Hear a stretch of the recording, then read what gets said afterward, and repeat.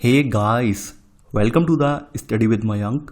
मैं हूं आपका मयंक और आज ला रहा हूं मैं आपके लिए NCERT पॉलिटी क्लास 7 के MCQ। देखिए, इसी क्रम में आज हमारा चैप्टर नंबर 4 है।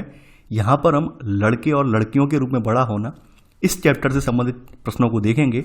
तो चलिए स्टार्ट करते हैं आज का वीडियो। देखते हैं हमें क्या क्या डिस्कस करना है यहाँ पर। देखिए, आज का पहला प्रश्न है, समाज में प्रचलित रूढ़िवादी मान्यताओं के आधार पर स्त्री और पुरुष के मध्य होने वाले विभेद के संदर्भ में निम्नलिखित कथनों पर विचार कीजिए। यहां पूछा गया है कौन सा कथन असत्य है। पहला है, लिंग बोध या जेंडर की हमारी समझ हमारे अपने परिवार और समाज से ही बनती है।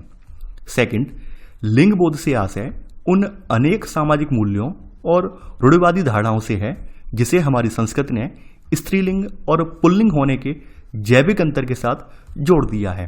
थर्ड है आपका, औरतों और पुरुषों द्वारा निभाई जाने वाली भूमिकाएं दुनिया भर में विभिन्न समुदायों के लिए एक जैसी होती हैं। देखिए, लिंग बोध जो शब्द है, लिंग बोध का मतलब होता है जेंडर। तो ऑब्वियस सी बात है कि ये जो चीज है कि भाई आपका जेंडर क्या है, आप स्त्री हो या पुरुष हो, ये भावना कहाँ से आती है हमारे माइंड में? ये भावना आती है हमारे सबसे पहले हमारे परिवार से, और परिवार के बाद फिर आती है समाज से। ये समाज हमें ये बताता है कि आप पुरुष हो तो आपको समाज में किस तरह से आपको जीवन यापन करना है, कैसे आपको रहना है। स्त्री हो तो कैसे रहना है। आपने देखा होगा अक्सर बच्चों से कहा जाता है, मान लीजिए कोई छोटा बच्चा है और वो लड़का है, उसको चोट लग जाती है तो कहा जाता है अरे लड़के रोते नहीं हैं, यानी मर्द रोते नहीं हैं। इस तरह की बातें कही जाती हैं। वहीं लड़कियों को जो है सामाजिक तौर तरीके बताए जाते हैं कि आपको ऐसे रहना है, आपको बिल्कुल शालीनता के साथ व्यवहार करना है, तेज आवाज में नहीं बोलना है। तो इस तरह की बातें बताई जाती हैं। तो कहीं ना कहीं जो जेंडर वाली शब्द है, जेंडर वाली भूमिका है, वो हमारे समाज से ही निकल कर आती है। हमारे समाज में ही हमें ये सिखाया जाता है कि आपका ये जेंडर है और आपको इसी अनुरूप जो है कार्य करना है, इसी अनुरूप आपको अपना जीवन यापन करना है। तो पहला वाला कथन तो यहाँ बिल्कुल सही है। सेकंड है, लिंग बोध से आशय उन अनेक सामाजिक मूल्यों और रूढ़िवादी धारणाओं से है जिसे हमारी संस्कृति ने स्त्रीलिंग और पुल्लिंग होने के जैविक अंतर के साथ जोड़ दिया है। जैसा कि मैंने आपको पहले ही बोला था कि लिंग बोध में हमें ये फिर ज्ञात हो जाता है, ये हमें आभास करवा दिया जाता है समाज में कि आप अगर स्त्री हैं तो आपकी क्या भूमिका है, अगर पुरुष हैं तो आपकी क्या भूमिका है। ऑब्वियस सी बात है, अगर हम ज़्यादातर अपने आसपास मौजूद जितने भी समाजों को उठाकर देखें तो हर जगह आप ये पाएंगे कि आपके जो इर्द गिर्द समाज जो मौजूद हैं वो सभी समाज पितृसत्तात्मक रहे हैं। यानी कि पितृसत्तात्मक का मतलब जानते होंगे आप, जहाँ पर पिता जो है प्रधान होता है, यानी कि पुरुष प्रधान समाज रहा है। तो ऐसे में स्त्रियों के साथ जो है कहीं ना कहीं हीनता का व्यवहार सदियों से होता आ रहा है। तो वही चीज़ें जो हैं कि भाई स्त्रियों की भूमिका केवल घर के अंदर किचन तक सीमित कर दी है कि भाई घर का आपको जो है काम करना है, घर में जो है आपको खाना बनाना है, बच्चे पालने इससे यही करना है, इससे ज़्यादा आप नहीं है। तो ऐसे करके जो हमें जो भेदभाव वाला मूल्य है, यानी आप देख सकते हैं लिंग बोध में हमारे जो काम है, हमारे सामाजिक मूल्य हैं, वो हमारे कहीं ना कहीं हमारी संस्कृति ने हमारे जैविक अंतर के साथ इन्हें ऐड कर दिया है कि आप स्त्री हैं तो आप केवल और केवल बच्चे पालेंगी और घर का काम करेंगे, पुरुष हैं तो आप कमाने जाएंगे। इस तरह की जैविक अंतर के साथ समाज ने और रूढ़िवादी धारणाओं ने जोड़ दिया है। तो सेकंड वाला कथन यहाँ बिल्कुल सही है।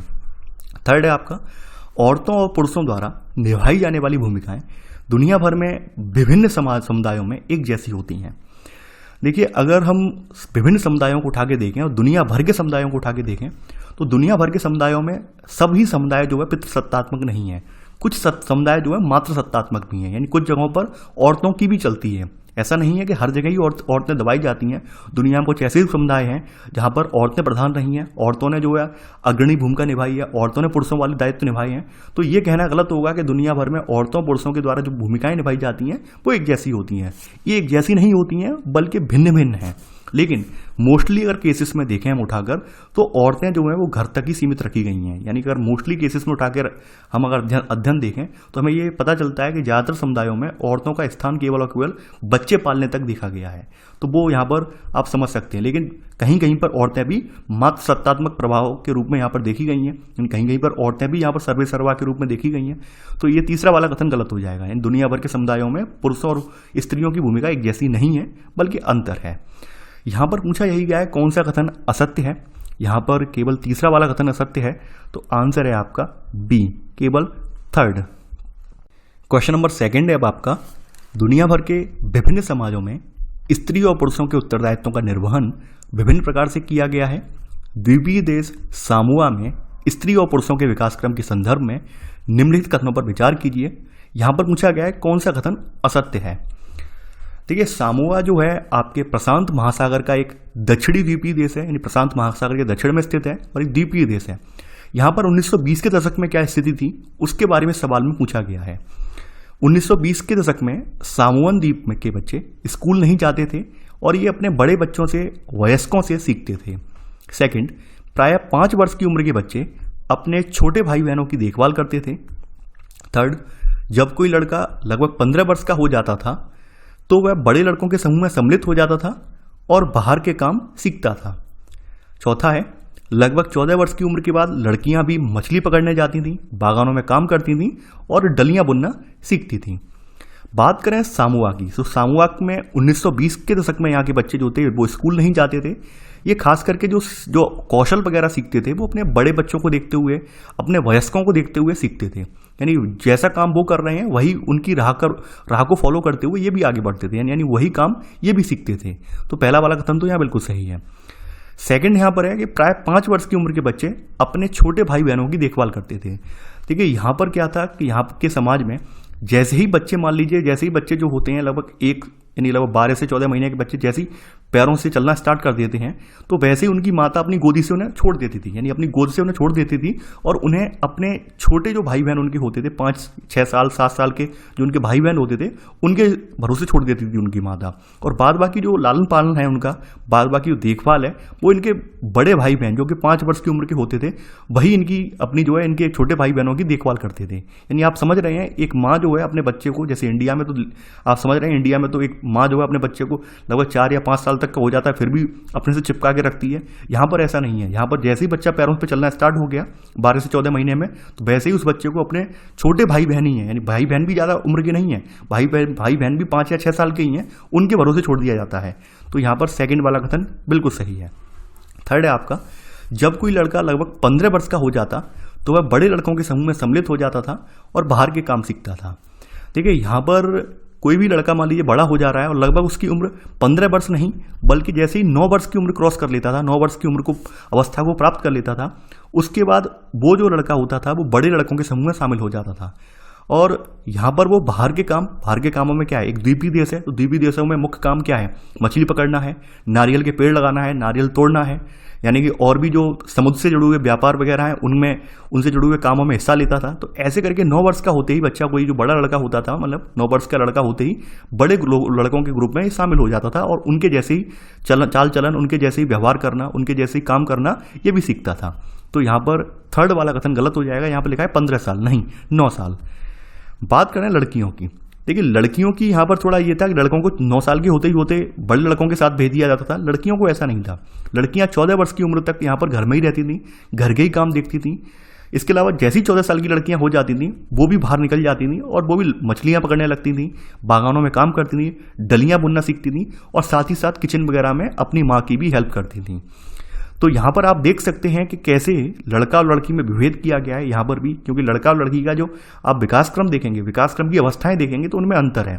यहाँ पर लड़कों को 9 साल की उम्र में ही स्वतंत्रता दे दी जा रही है, लड़कों को 9 साल की उम्र में ही घर से बाहर भेजकर बाहर के काम सिखाए जा रहे हैं, वहीं लड़कियों को 14 साल की उम्र तक घर में ही रहना पड़ रहा है। तो आप समझ सकते हैं यहाँ पर एक अंतर देखने को हमें मिल रहा है।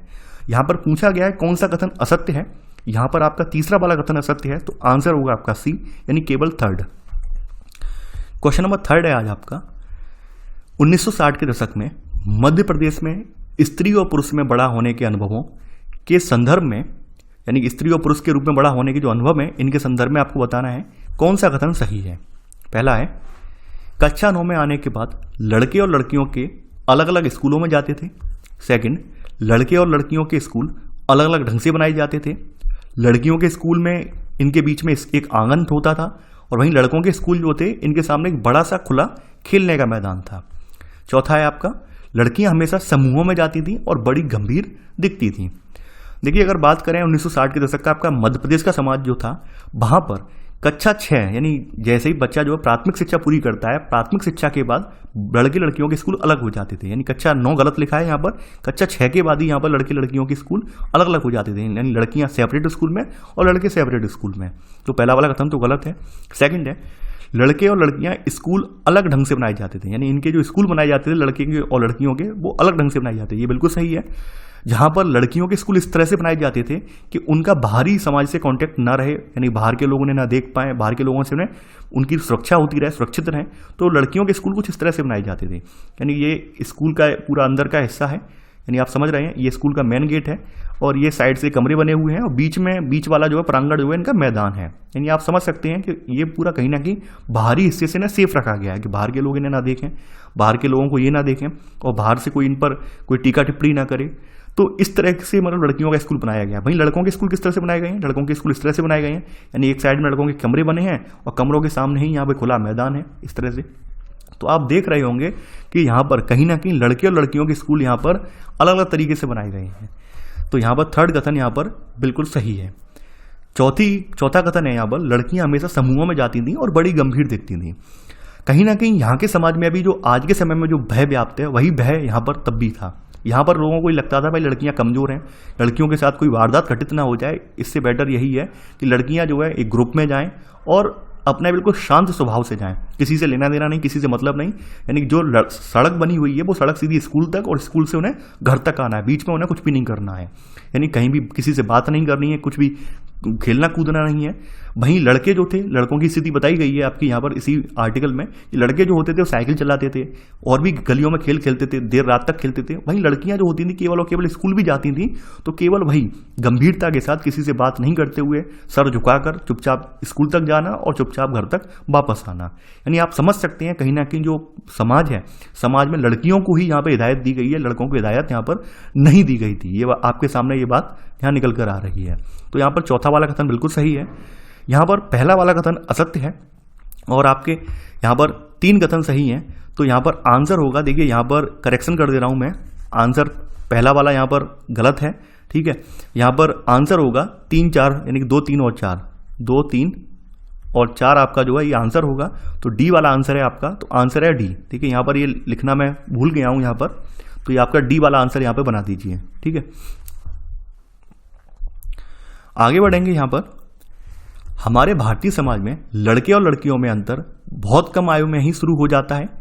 यह अंतर हमें समाज में किन किन रूपों में प्रतिबिंबित होता दिखाई देता है? इस संदर्भ में निम्नलिखित कथनों पर विचार कीजिए। यानी कि हमारे समाज में आप देखेंगे कि लड़के लड़कियों में हम अंतर बहुत कम उम्र पर ही करने लगते हैं, तो हमें समाज में कैसे कैसे ये अंतर दिखाई देता है, कैसे कैसे हम लड़के लड़कियों में अंतर करते हैं, वो हम देखेंगे यहाँ पर। इसके बारे में कहा गया है कौन सा कथन यहाँ पर असत्य है।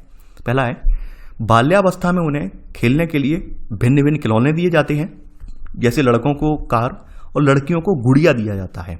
सेकंड, समाज लड़कियों को पहनावा व उन्हें शालीनता और धीमी आवाज में बात करने के तौर तरीके बताता है। थर्ड है, ये सब बच्चों को यह बताने के तरीके हैं कि जब वे बड़े होकर स्त्री और पुरुष बनेंगे तो उनकी विशिष्ट भूमिकाएं होंगी। देखिए पहला कथन अगर हम उठा के देखें तो पहला कथन बिल्कुल सही है। हमारे यहाँ बाल्यावस्था में जब बच्चों का बड़े हो रहे होते हैं, बच्चे ग्रो कर रहे होते हैं, तो अपने घर से ही हम स्टार्टिंग कर देते हैं। यानी आपने देखा होगा अक्सर हम जब भी कहीं बाजार जाते हैं, मार्केट जाते हैं, या फिर बच्चों वगैरह का जो बर्थडे वगैरह होता है, यानी कि जन्मदिन वगैरह होता है, तो वहाँ पर क्या करते हैं, लड़की है तो लड़कियों को भाई खेल खिलौने में वैसे ही देंगे, गुड़िया देंगे, ठीक है, छोटे छोटे गुड्डे टाइप देंगे। जबकि लड़कों को हमको ऐसा कुछ नहीं देते, लड़कों को हम गाड़ी वगैरह पकड़ाते हैं खेलने के लिए। तो कहीं ना कहीं इन सब तरीकों में भी हमें दिखाई देता है कि समाज किस तरह से सामाजिक जो है रूढ़िवादी धारणा चली जा रही है कि लड़कियां जो है खिलौनों से, वैसे खिलौनों से नहीं खेल सकती हैं, गाड़ी वगैरह से नहीं खेल सकती हैं, लड़कियां जो हमेशा गुड़िया ही पसंद करती हैं। समझ रहे हैं आप? तो ऐसे करके हमें यहाँ पे शुरुआत में अंतर ये दिखने को मिलता है। दूसरी बात यह है कि समाज जो होता है स्टार्टिंग से ही लड़कियों को क्या पहनना है, कैसे रहना है, कैसे बिहेव करना है, धीमी आवाज में बात करना है, किसी से मतलब नहीं रखना है, इस तरह की बातें पहले से लड़कियों को बताई जाती हैं कि भाई लड़कियों का जो पहनावा है वो समाज तय करता है कि भाई क्या पहनेंगी क्या नहीं पहनेंगी। तो ये भी समाज में देखने को मिल रहा है। तो ये भी एक बात दर्शा रही है कि रूढ़िवादी समाज पहले से ही लड़कियों की भूमिका को पहले से ही तय कर देना चाह रहा है कि भाई लड़कियां बड़ी होकर क्या बनना चाहेंगी। तो ये सब बच्चों को ये जानने या बताने के तरीके हैं कि जब वे बड़े होंगे तो स्त्री और पुरुष बनेंगे तो उनकी विशिष्ट भूमिकाएं होंगी, यानी कि तो ये उनकी विशिष्ट भूमिकाएं होंगी। यानी ये जो हमें तरीके बताए गए हैं, और ये तरीके बताए क्यों जा रहे हैं बच्चों को, बताए इसलिए जा रहे हैं कि बड़ी होकर स्त्री होगी तो स्त्री होगी, उसका काम यही होगा कि घर चलाएगी। तो घर चलाने के हिसाब से उसे शांत रहना पड़ेगा, धीमी आवाज में बात करनी होगी, जो पुरुष कहेगा उसका पति जो कहेगा भाई उसको मानना होगा। तो हम कहीं ना कहीं यहाँ पर इस तरह की जो एक्टिविटी हो रही है, इस तरह की जो गतिविधियाँ हो रही हैं समाज में, इनका एक दूर जो है कह सकते हैं दीर्घकालिक उद्देश्य है। दीर्घकालिक उद्देश्य यही है कि बच्चों का माइंड मेकअप भी उस तरह से हम करते हैं कि बच्चे बड़े होकर वही बने जैसा हम चाह रहे हैं, जैसा हम बनाना चाह रहे हैं। तो यहाँ पर बिल्कुल सही बात है। यानी हम इस लड़कियों को कि भाई पहनना क्या है, शालीनता से रहना है, धीमी आवाज में बात करनी है, किसी से मतलब नहीं रखना है, किसी से ऊंची आवाज में आंसर नहीं देना है। ये बस हम क्यों ऐसी बातें क्यों बता रहे हैं, ताकि वो आगे चलकर आदर्श पत्नी वाला जो कॉन्सेप्ट है ना, वो इन पर थोप सकें कि लड़कियां आदर्श पत्नी बने। समझ रहे हैं आप? लड़कों को भाई पुरुष प्रधान बना रहे हैं कि भाई तू मर्द है, रोएगा नहीं, मर्द है, मर्द रोते नहीं है। जबकि ऐसा नहीं है, मर्द को भी दर्द होता है, ये बात आप भी जानते हैं। लेकिन नहीं, यहाँ पर एक माइंड बना दिया गया, एक माइंड मेकअप तैयार कर दिया गया कि भाई तू मर्द है, तू मर्द है, तू ये मतलब ये काम करेगा, वो काम करेगा। ऐसा नहीं है लड़कियां कमजोर हैं, नहीं, लड़कियां कमजोर नहीं है, लेकिन समाज ने उनके माइंड में एक कह सकते हैं भय बिठा दिया है कि आप ये काम नहीं कर सकती हैं, आप कमजोर हैं। जबकि हकीकत यह है कि हमें कुदरत ने बिल्कुल कोई कमजोर नहीं बनाया, कुदरत ने दोनों को ही मजबूत बनाया है। लेकिन एक समाज ने एक सोच क्रिएट कर दी है लड़के लड़कियों के माइंड में, जिसकी वजह से कहीं ना कहीं लड़कियां जो है अपने आप को कमजोर महसूस करती हैं। तो यहां पर पूछा गया है कौन सा कथन असत्य है। देखिए, तीनों ही कथन सही हैं, इनमें से कोई भी कथन असत्य नहीं है। तो आंसर है आपका डी। क्वेश्चन नंबर 5 है आज आपका। अधिकांश समाजों में पुरुषों और स्त्रियों की भूमिकाओं और उनके काम के महत्व को समान नहीं समझा जाता है। महिलाओं द्वारा किए जाने वाले घरेलू कार्यों के संदर्भ में निम्नलिखित कथनों पर विचार कीजिए। यहां पूछा गया है कौन सा कथन सत्य है। पहला है, पूरी दुनिया में घर के काम की मुख्य जिम्मेदारी स्त्रियों की होती है। सेकंड, ऐसा माना जाता है कि घरेलू कार्य स्त्रियों के स्वाभाविक कार्य हैं, इसीलिए उनके लिए घर की महिलाओं को कोई भुगतान नहीं किया जाता है। थर्ड, घरेलू कामों में बहुत कम शारीरिक श्रम लगता है, इसलिए महिलाओं को इन कामों को महत्व नहीं दिया जाता है, इसलिए महिलाओं के इन कामों को महत्व नहीं दिया जाता।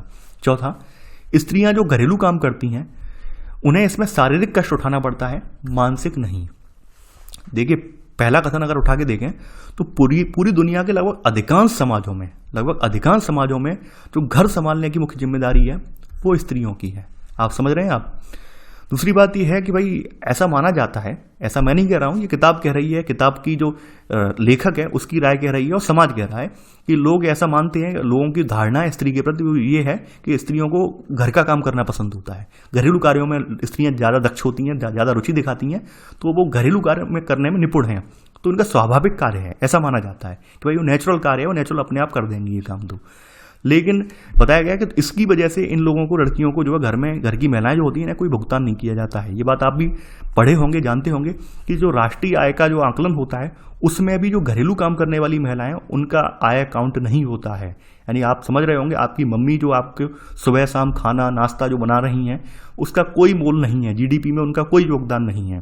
तो कहीं ना कहीं इस बात को लेकर आलोचना भी होती है कि भाई महिलाएं जो काम कर रही हैं वास्तव में अमूल्य है, उसका तो मूल्य चुकाया ही नहीं जा सकता है, और फिर भी आप उन्हें कोई महत्व ही नहीं दे रहे हैं। कम से कम महत्व तो दीजिए, कम से कम जीडीपी में एक आंकड़ा तो तैयार कीजिए कि हाँ भाई ये इतना इनका मंथली मतलब मिलना चाहिए, मंथली वेजेस इनका इतना होना चाहिए। आप तो कुछ ही महत्व नहीं दे रहे हैं। इस बात को लेकर तमाम लोग आलोचना भी करते हैं, सरकार की आलोचना करते हैं, अर्थशास्त्रियों की आलोचना करते हैं, और करनी भी चाहिए। तो कहीं ना कहीं आप सेकंड कथन देखेंगे कि लोग यही धारणा रखते हैं कि भाई ये काम स्त्रियों के स्वाभाविक कार्य हैं और इसलिए घर की महिलाओं को कोई भुगतान इन्हें नहीं किया जाता है। थर्ड है आपका, घरेलू कामों में बहुत कम शारीरिक श्रम लगता है, इसलिए महिलाओं के इन कामों को महत्व नहीं दिया जाता है। देखिए, अगर हम बात करें, यहाँ पर बताया गया है कि भाई घरेलू कामों में बहुत कम शारीरिक श्रम, ये तीसरा वाला कथन कहना गलत होगा। घरेलू कामों में आपका सबसे ज़्यादा श्रम लगता है। यानी महिलाएं आप देखेंगे, घर में सबसे पहले आपकी लेडीज उठती हैं। अगर आप अपने घर का ही हाल देख लें तो आपकी माँ जो होती हैं सबसे पहले उठती हैं। आपके उठने से पहले घर में जो भी लंच जो आपके सुबह के टाइम में लंच बोल रहा हूँ मैं, जो आपका ब्रेकफास्ट वगैरह बनता है पूरा तैयार करती हैं सबके लिए। बाद में आप सब लोग उठते हैं, पूरा घर का काम करती हैं, साफ सफाई करती हैं। यानी कहीं ना कहीं पूरा का पूरा काम करती हैं, और सारा काम जो है कहीं ना कहीं उन्हें बहुत उसमें कष्ट उठाना पड़ता है। आप सर्दियों के मौसम में ले लीजिए, सर्दियों के मौसम में जब लोगों का मन रजाई से निकलने का नहीं होता है, तब एक लेडीज जो होती है सुबह सुबह उठकर नहा धोकर किचन में काम कर रही होती है। तो कहीं ना कहीं घरेलू काम जो है, ये कहना बिल्कुल गलत होगा कि इनमें कम शारीरिक श्रम लगता है। नहीं, कम शारीरिक श्रम नहीं लगता है, इनमें बहुत अधिक शारीरिक श्रम लगता है। लेकिन फिर भी हम लोग इनके कामों को महत्व नहीं देते। यानी हमारे समाज को यही लगता है कि स्त्रियों द्वारा किया हुआ काम कोई काम नहीं है। आपने चैप्टर पढ़ा है या चैप्टर नहीं पढ़ा है तो मैं इसका लिंक मैं दे दूंगा, आप चैप्टर पढ़ना। वहां पर भी एक स्टोरी बताई गई है कि एक पुरुष जो है अपनी पत्नी का बार बार उपहास उड़ाता है कि अरे तुम्हारे कोई काम ही नहीं होते हैं, इस तरह से उपहास उड़ाता है वहाँ पर, तो वो आपको देखने को मिल जाएगा। तो थर्ड कथन कहीं ना कहीं गलत हो जाएगा। यहाँ पर लिखा गया है बहुत कम शारीरिक श्रम, नहीं, बहुत कम नहीं होता है स्त्रियों का श्रम, वरना बल्कि बहुत ज़्यादा होता है। अगर आप पूरा एनालिसिस करेंगे तो आप पाएंगे स्त्रियां जो काम करती हैं वो काम जो है कम शारीरिक श्रम नहीं है, बल्कि बहुत अत्यधिक शारीरिक श्रम है।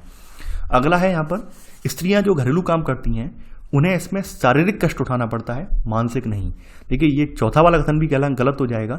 स्त्रियों को शारीरिक कष्ट भी उठाना पड़ता है और मानसिक भी उठाना पड़ता है। काफ़ी बार क्या होता है, घर में रहते हुए ना जो है तमाम तरह की जो है छीटाकशी, व्यंग, ठीक है, तमाम तरह के जो है टीका टिप्पणियाँ सुननी पड़ती हैं। उसके बावजूद भी वो अपना घर का काम जो है रेगुलर रूप से करती हैं। काम करने के पीछे रीजन ये होता है कि कहीं उनके बच्चे भूखे ना रहें। कहीं ना कहीं औरत इस बात को लेकर कहीं ना कहीं दब जाती है। वो ये सोचती है अगर आज मैं काम नहीं करूंगी तो भाई कोई बात नहीं, मर्द तो जो है कहीं बाहर खा लेगा, लेकिन हमारे छोटे छोटे बच्चे हैं तो वो तो दुखी रहेंगे, वो भूखे रहेंगे। तो कहीं ना कहीं इस बात को लेकर नेगोशिएट कर लेती है, समझौता कर लेती है और घर का काम करती रहती है। तो कहीं ना कहीं महिलाएं जो होती हैं लड़ाई झगड़े के बावजूद भी, तमाम मानसिक पीड़ा झेलने के बावजूद भी घर का काम निरंतर करती रहती हैं। तो ये कहना गलत होगा कि लड़की जो स्त्रियां होती हैं उनको घर में केवल और केवल घरेलू काम में शारीरिक कष्ट उठाना पड़ रहा है, मानसिक नहीं। यहाँ पे मानसिक भी उठाना पड़ रहा है, ठीक है। तो यहाँ पर पूछा यही गया है कौन सा कथन सत्य है, पहला दूसरा कथन सही है, तो आंसर है आपका ए, केवल 1 और 2। क्वेश्चन नंबर 6 है आज आपका, महिलाओं द्वारा किए जाने वाले घरेलू कार्यों और उनकी समानता के लिए भारत सरकार और विभिन्न संगठनों द्वारा किए जा रहे प्रयासों के संदर्भ में निम्नलिखित कथनों पर विचार कीजिए। यहां पूछा गया है कौन सा कथन असत्य है। पहला है, हमारे संविधान में समानता का अधिकार कहता है कि स्त्री या पुरुष होने के आधार पर भेदभाव नहीं किया जा सकता है। यानी आपके यहाँ जो समानता का अधिकार दिया गया है मौलिक अधिकारों में, तो आपने पढ़ा होगा उनके बारे में। यहाँ पर हमारे यहाँ अनुच्छेद 14 से लेकर यहाँ पर आपका 18 तक पूरे यहाँ पर हमारे समानता की बात की गई है। लेकिन फिर भी इसके बावजूद भी अगर आप देखेंगे हमारे यहाँ लिंग आधारित जो भेदभाव है उसका बोलबाला है। यानी हमारे कानून के जो नियम बने हुए हैं वो सब समान है, समान रूप से लागू हो रहे हैं, लेकिन कहीं ना कहीं फिर भी हमारे साथ भेदभाव हो रहा है। तो यहाँ पहला वाला बिल्कुल कथन सही है कि हमारे संविधान ने तो बिल्कुल समान माना है, लेकिन समाज ने समान नहीं माना है। समाज की बात अलग है, संविधान की बात अलग है। संविधान ने तो प्रयास पूरा किया है कि स्त्री पुरुष दोनों के साथ भेदभाव नहीं होगा, लेकिन फिर भी आप देखते हैं आपके समाज में लिंग आधारित भेदभाव जो है हर जगह किया जाता है। आगे बढ़ते हैं। सेकंड है आपका, देश के हर गांव और शहर में शासन ने आंगनवाड़ियां और बालवाड़ियां खोली हैं।